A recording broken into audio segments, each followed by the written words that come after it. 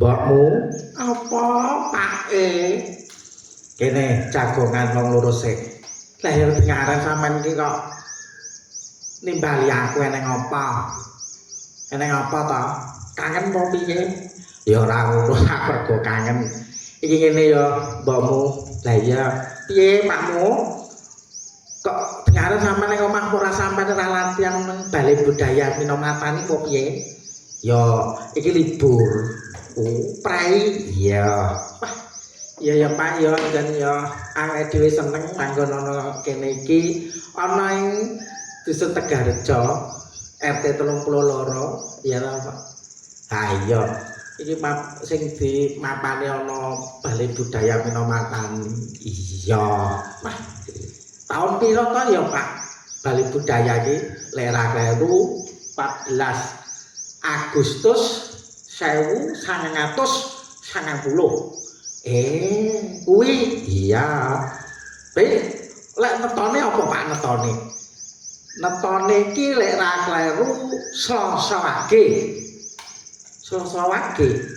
iya kok sampai ngerti Pak aku tekon sapa tekon Mbah Google wah sampean ki Mbah Google ki wong endi wah wong pinter dokter sama ade wong sak donya ki do tekon Mbah Google dadi anu netone balai budaya iki Selasa pagi ya Pak iya mbokmu iya ya jan seneng tenan ya Pakmu lek manggon ning balai budaya iki ha iya masa tepuk kali balai budaya Minomatani ya seneng banget mbokmu ya iya sebab balai budaya iki ya wis kontan ya Pak oh wis ora mung tekan tlatah Indonesia lah iki wis tekan luar negeri ana mbokmu balai budaya Minomatani kuwi iya ya jadi ono-ono iki segala kesenian ono ya Pak wah warna-warna ono wayang kulit wayang wong kerawitan wah warna-warna mbokmu enek sing keri apa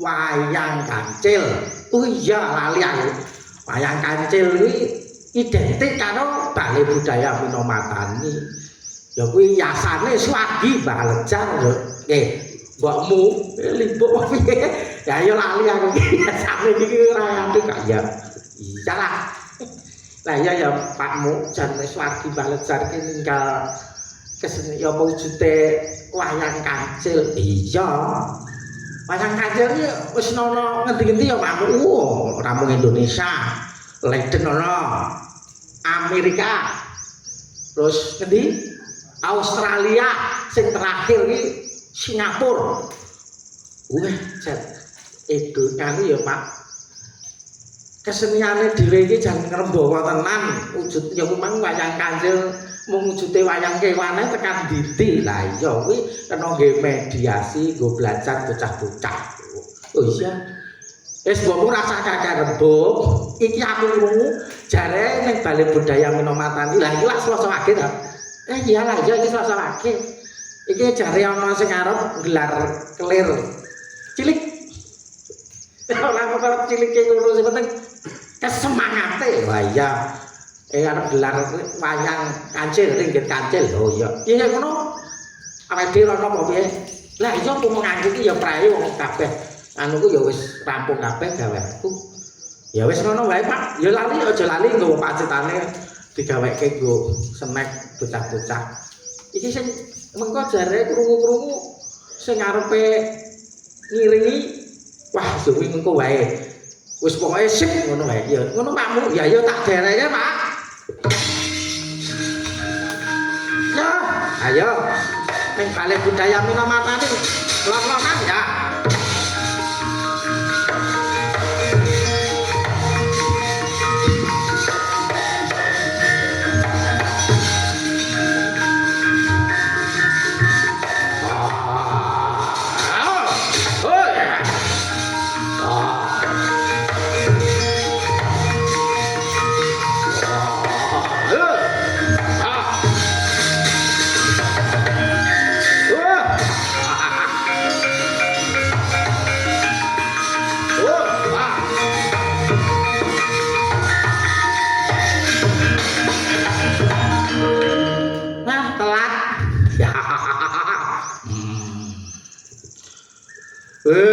Dalah jadi adikku kabeh macan tutul we macan putih kan we sapa ki Upang yo kakang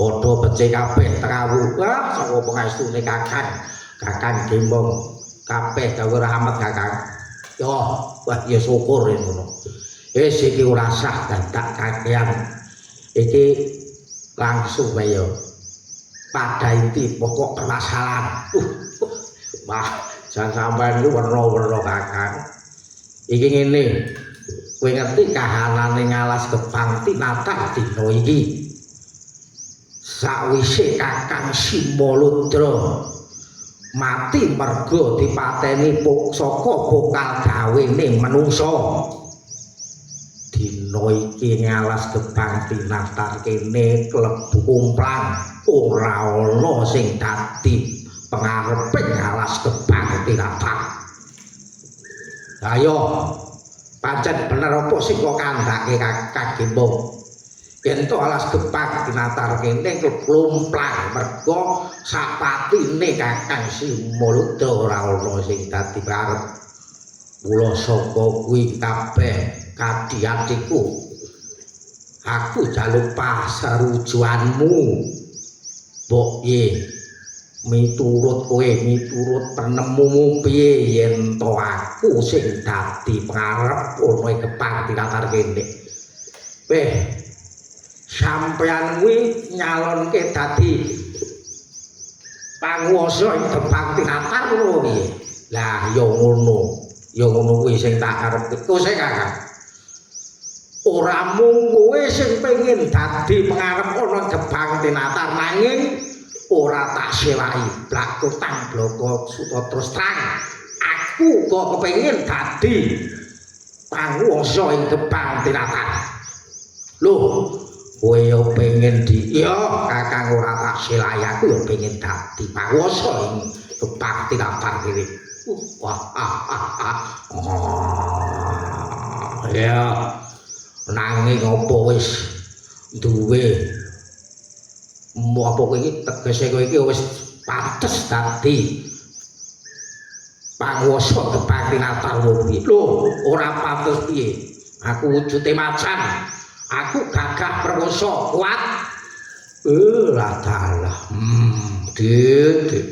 ora mung kaya ngono ya Di nanging aja kaya ngono aku wae sing dadi panguwasa ing Gebang tinatah ya Di aku wae ora iso kan ora iso yen aja mung kowe tok iki kok adi-adi kabeh ya pengen wah ya Kang aku ya pengen Kang umpama aku sesarujo aku ya pengen dadi panguwasa Gebang tinatah ya wah dalah dadi kabeh iki pengen dadi Gebang tinatah iya sampe sapa kok sing ra pengen dadi panguwasa Gebang tinatah bakal mulyah uripe wah ya yen ngono ditak gawe kiri saimbara piye Kang karemu ngene wae ayo padha gelut padha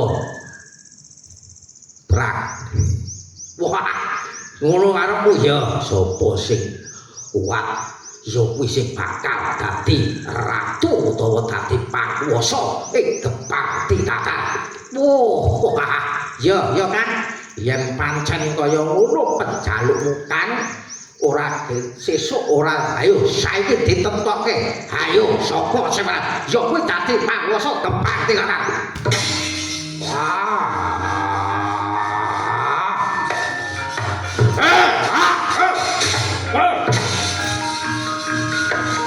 ayo kowe gelut karo aku kowe ayo gelut karo aku ayo yo yo yo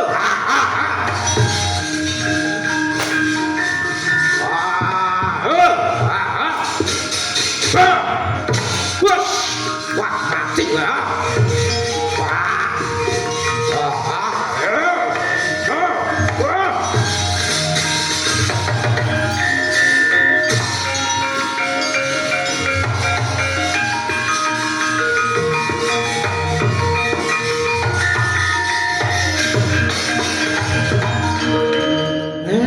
salah.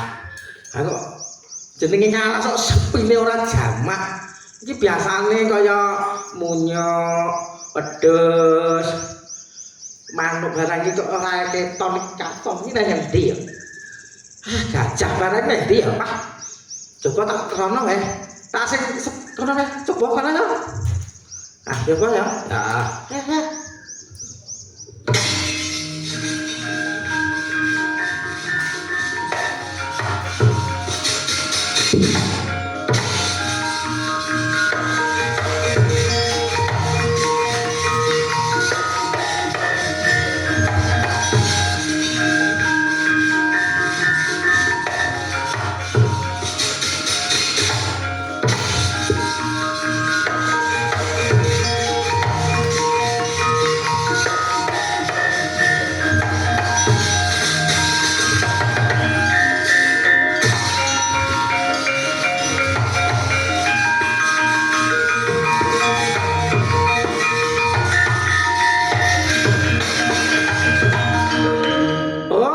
Jebule do ning kene ta nggih.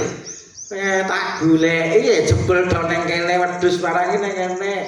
Sapi banteng gajah ning kene lan kowe muncuk ning kene. Iso aku ning kene cil, iso cil aku lho. Yo aku ning kene cil. Padha slamet kabeh to iki wedhus, banteng, gajah lan kowe muncuk. Ya saka pangestumu slamet cil. Ya sapa slamet cil, sowo slamet cil. Siapa semua selamat ya. Ya. Iki kok kadingare do nglumpuk ana kene iki piye? Apa gawe aku kabeh iki apa ya wis do rampung? Wah, ya wis to. Ngene lho, Cil. Anane aku lan para kanca-kanca iki mapan ana kene iki ora liya mung ngrembug bab kahanane Kembang Tinatan kang saya kumplang kaya ngene iki. Ha iya lah piye meneh?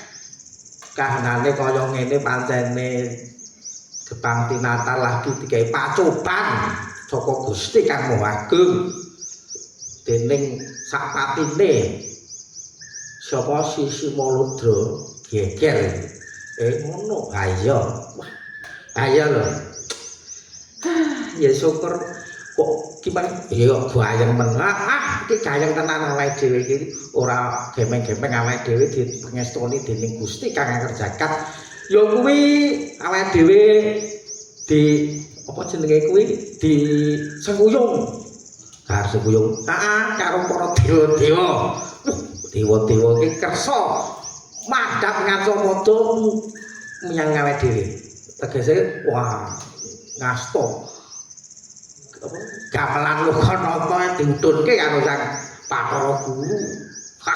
Saya ngaya-ngaya cil kowe iki wis. Lho, sapa kae lah kok bleber kae? Sapa ya?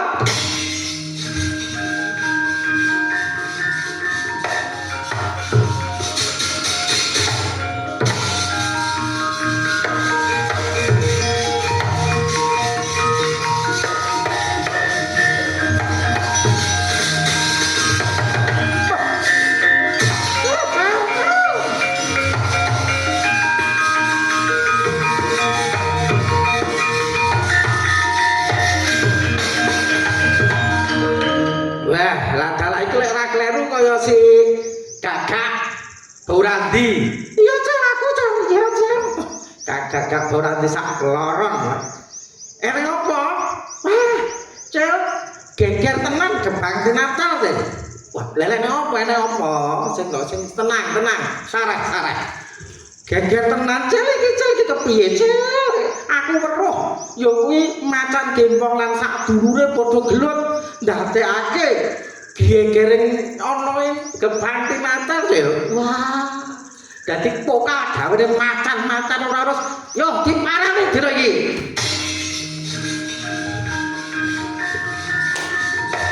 Ayo diparani bareng-bareng. Yo, yo cel yo.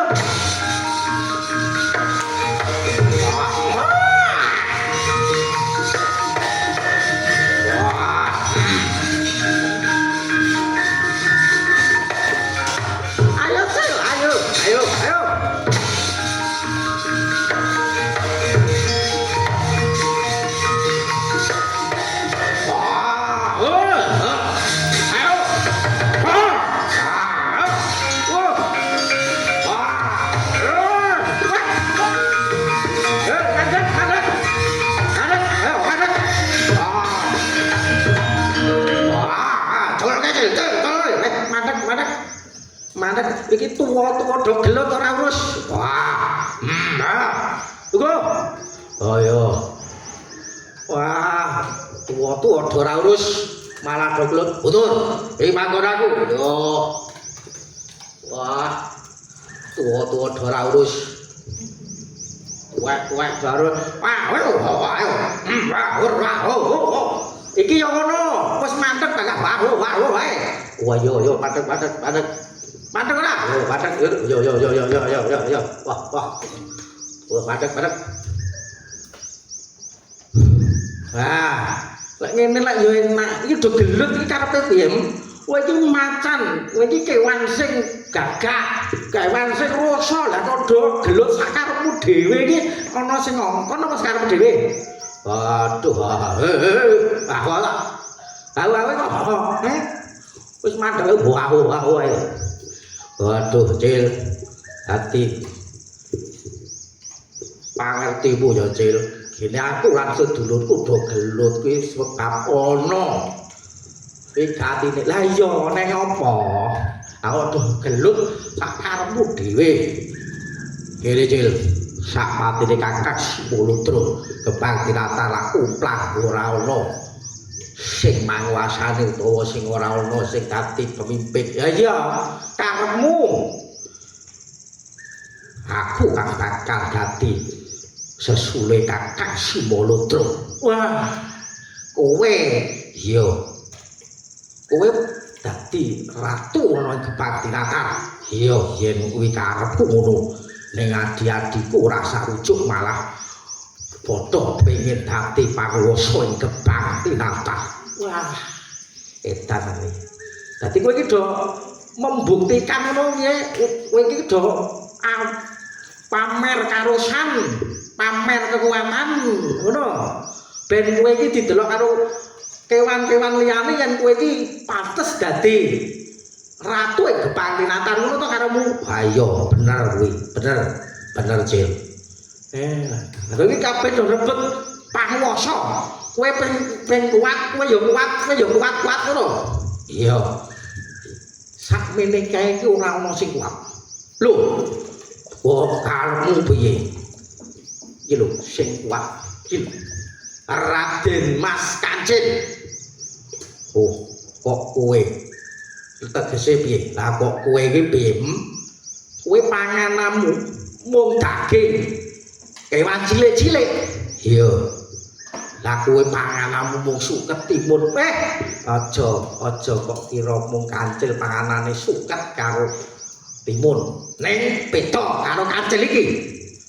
Lho bedane apa? Kancil iki panganane daging macan. Wah, lah dalah. Tok guyu ki piye? Tok guyu karepmu piye? Ora percaya mung diapur-apur kancil kaya ngono nek pakalane das pacat. Kowe iki boroh apa piye? Kowe arep ngapusi aku. Kowe ora percaya yen to kancil iki panganane sirah macan yo sirah-sirahmu kuwi. Ya ora percaya, kowe bertigara, Cil. Kowe gara, Cil. yen ra percaya yen kowe ora percaya karo omongane Kanjeng ayo dibuktekke piye ayo nang pinggire kali kae pinggir kali kae lha opo arep pinggir kali arep adus apa ngene silahe macan mau silahe macan kuwi mau tak deleke nang kali ngono iya ben awet ngono oh iya kowe ora ngapusi cek ora yen to aku ngapusi panganan aku yo yen kowe ngapusi dadi mangsaku cil ya ayo tono aku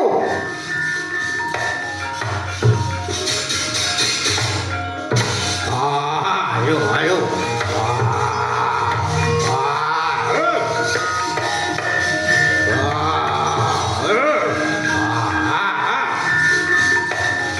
ditonton yo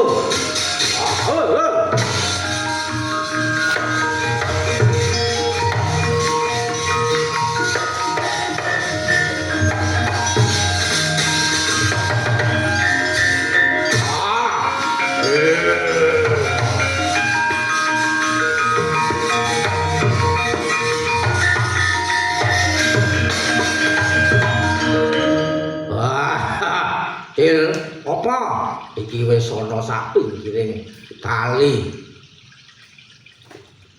wah piye cil ya iki wis sak jroning kali to kae suarane iku mrene ciking banyu kali nek krungu to iya krungu aku cil saiki enggal kowe gage-gage kene iki delengen iki ana kene iki ana kali kene iki kowe ngilu ana kono ning kono kowe roh sirah macan sing dadi panganku ayo ngilu ora ya kono ngilu sak kancamu ya santeni kono ya opo terang jadi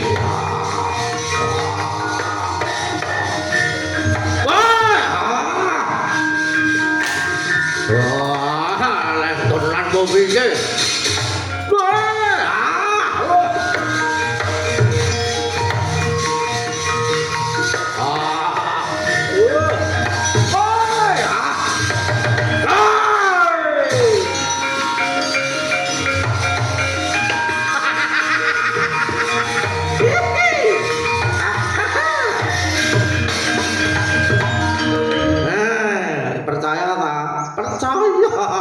wong senenge nganggo okol mula ya ngono kuwi apa-apa ngetok apa jenenge ngandelake kekuatane dupeh rasa dupeh perwira kene bodoh iso anu ya mula kuwi aja sok kibir ndak kejukir ya ngono kuwi ya wis ngono muga-muga Balai Budaya Minomatani saya kerembaka jaeng bawana mugi-mugi Kyaine Leja Subroto manjing tempat suci kasuwargan jati. Assalamualaikum warahmatullahi wabarakatuh.